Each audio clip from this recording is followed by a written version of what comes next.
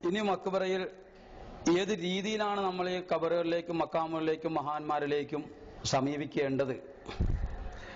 ഒരാൾ മക്ബറയിൽ ചെന്നാൽ എന്തൊക്കെ കാര്യങ്ങളാണ് സ്വീകരിക്കേണ്ടത്, സ്വീകരിക്കേണ്ടാത്തത് എന്നുള്ളതിനെ കുറിച്ച് ഉസ്താദ് ഒന്ന് ഹ്രസ്വമായ രീതിയിലെങ്കിലും വിശദീകരിച്ചു തന്നാൽ വളരെ നന്നായിരിക്കും. ഒരു മുസ്ലിമിന്റെ ഖബറിങ്ങൾ ചെന്നാലുള്ള പൊതു നിയമമാണ് ഖബറിൽ കിടക്കുന്ന ആൾക്ക് സലാം ചൊല്ലുക ഖബറുകൾ ചെന്നപാട്. ഇത് സുന്നത്തുള്ള കാര്യമാണ്. ഇതൊരു മഹാന്റെ ഖബറെന്നോ സാധാരണക്കാരന്റെ ഖബറെന്നോ വ്യത്യാസമില്ല. മുസ്ലിമിന്റെ ഖബറുകളൊക്കെ ചെന്നാൽ ഇത് സുന്നത്താണ്. മാത്രമല്ല ഫാത്തിഹയും യാസീനും ഒക്കെ ഒന്ന് പ്രത്യേകം സുന്നത്താണ്. അവിടെ വെച്ച് ഫാത്തിഹ, യാസീൻ. ഇനി യാസീൻ ഓതാനുള്ള ഒരു സമയം അവന് കിട്ടുന്നില്ലെങ്കിൽ ഇഖ്ലാസ് കൊണ്ട് മതിയാക്കുക. അത് തന്നെ 3-ൽ ചുരുക്കാതെ 11 പ്രാവശ്യമാക്കുകയാണെങ്കിൽ ഏറ്റവും നല്ലതാണ്. ശേഷം മുഅവ്വിദത്തിനും ഓതി ഖബറിൽ കിടക്കുന്ന ആൾക്ക് വേണ്ടി ദുആ ചെയ്യുക. ഇത് പൊതുവായി ഖബർ സിയാറത്തിന് സ്വീകരിക്കേണ്ടുന്ന ഒരു കാര്യമാണ്. അതേ സ്ഥാനത്ത് ഖബറിൽ കിടക്കുന്ന ആളൊരു മഹാനാണ്, നമുക്ക് അദ്ദേഹത്തിൽ നിന്ന് ഗുണം പ്രതീക്ഷിക്കൽ കൂടിയുണ്ട്. അവിടെ ദ്വാരക്കുന്നതിന്റെ പ്രധാനമായ ഒരു ഭാഗം അതാണ്. അവരുടെ അരികിൽ നിന്നുള്ള ബറക്കത്ത് നമുക്ക് കിട്ടലും അവരുടെ ആ ബഹുമതി കാരണമായി നമ്മുടെ ദുആക്കൊക്കെ അല്ലാഹുവിൽ നിന്ന് ഇജാബത്ത് കിട്ടലും ഒക്കെ ഉദ്ദേശിച്ചാകുമ്പോൾ ഇതും കൂടിയേറും. അതാണ് ഫൈൻ കാനൽ മയ്യിത്തു. അവിടെ ചെയ്യേണ്ടുന്ന കാര്യങ്ങളൊക്കെ ബഹുമാനപ്പെട്ട ഇബ്നുൽ ഹജ്ജ് റഹ്മഹുല്ലാഹ് കിതാബുൽ മദ്ഖലിൽ വിശദമായി പറഞ്ഞു. സലാം ചെല്ലേണ്ട രൂപവും അവിടുന്ന് ദുആ നിൽക്കേണ്ട രൂപവും അതിനുവേണ്ടി നിൽക്കേണ്ടുന്ന രൂപവും ഒക്കെ പറഞ്ഞതിന് ശേഷം പറഞ്ഞു ഫൈൻ കാനൽ മയ്യത്തുൽ മുസാറു മിമ്മൻ തുർജാ ബറക്കത്തുഹു. ബർക്കത്ത് കാക്ഷിക്കപ്പെടുന്ന ഒരാളാണ് ഖബറിൽ കിടക്കുന്ന സിയാറത്ത് ചെയ്യപ്പെടുന്ന മയ്യത്ത് എങ്കിൽ ഫയതവസ്സലു ഇലല്ലാഹി തആല ബിഹി. അയാൾ മുഖേന, ആ വലിയ മുഖേന അല്ലാഹുവിലേക്ക് തവസ്സുൽ ചെയ്ത് ഇടകൊണ്ട് ദുആ ചെയ്യണം. വകദാലിക യതവസ്സലു സായിറു ബിമൻ യറാഹു അൽ മയ്യിത മിമ്മൻ തുർജാ ബറക്കത്തുഹു ഇലൻ നബി സ്വല്ലല്ലാഹു അലൈഹി വസല്ലം എന്നിങ്ങനെ പറഞ്ഞിട്ട് അവസാനം അതിന്റെ സംക്ഷിപ്തം പറയുന്നുണ്ട്. ഫമൻ അറാദ ഹാജത്തൻ, അതുകൊണ്ട് തന്നെ വല്ല ആവശ്യപൂർത്തീകരണം ഉദ്ദേശമുള്ളവനാണെങ്കിൽ ഫൽയദ്ഹബ് ഇലൈഹിം, ഈ മഹാന്മാരുടെ ഖബറുകളിൽ പോകട്ടെ. വയതവസ്സലു ബിഹിം, അവർ മുഖേന അവൻ ഇടതേടുകയും ചെയ്യട്ടെ. ഫഇന്നഹുൽ വാസിതത്തു ബൈനല്ലാഹി വഖൽഖിഹി. ഔലിയാക്കന്മാർ, മഹാന്മാരെന്ന് പറഞ്ഞാൽ അള്ളാഹുവിന്റെയും അവന്റെ സൃഷ്ടികളെയും ഇടയിലുള്ള മാധ്യമങ്ങളാണ്. വഖദ് തഖററ ഫി ശർഇ, ശർഇൽ സ്ഥിരപ്പെട്ട കാര്യമാണ്. മിനൽ ഇഅ്തിനായി ബിഹിം, അവരെ കൊണ്ട് പ്രത്യേകം പരിഗണിക്കുക, പ്രത്യേകം പരിഗണന വെച്ചുകൊണ്ട് അവരെ സിയാറത്ത് നടത്തുക എന്നത്.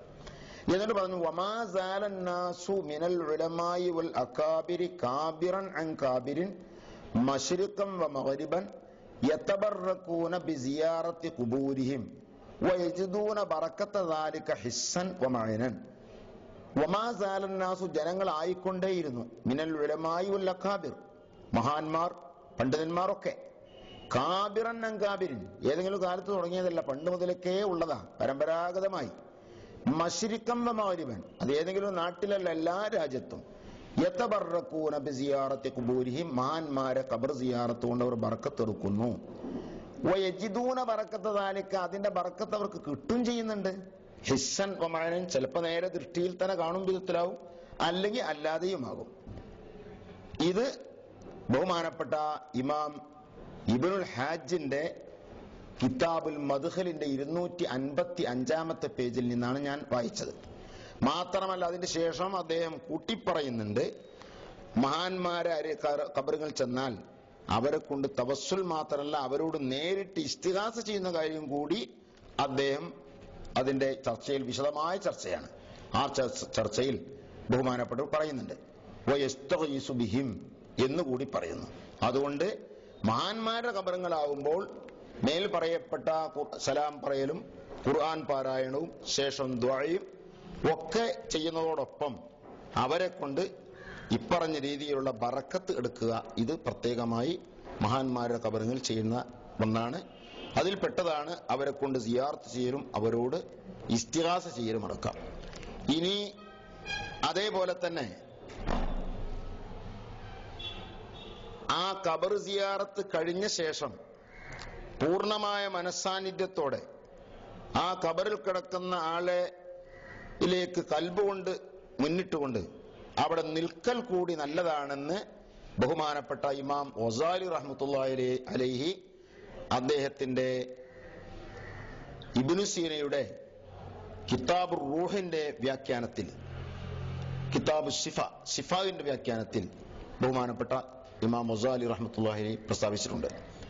അതേപോലെ തന്നെ ഇമാം റാസി റഹ്മത്തുള്ളാഹി അലൈഹി തന്റെ അൽ മത്താലിബുൽ ആലിയ എന്ന ഗ്രന്ഥത്തിലും ഇത് പറഞ്ഞു കാണും. അതുകൊണ്ടാണ് മഹാന്മാരൊക്കെ സിയാറത്തെല്ലാം കഴിഞ്ഞ്, ഔലിയാക്കന്മാരെ ഖബർ സിയാറത്തിന് പോയാൽ സിയാറത്തെല്ലാം കഴിഞ്ഞ് ദുആയൊക്കെ കഴിഞ്ഞതിന് ശേഷം കുറച്ചു സമയം മൗനമായി അവിടെ നിൽക്കും.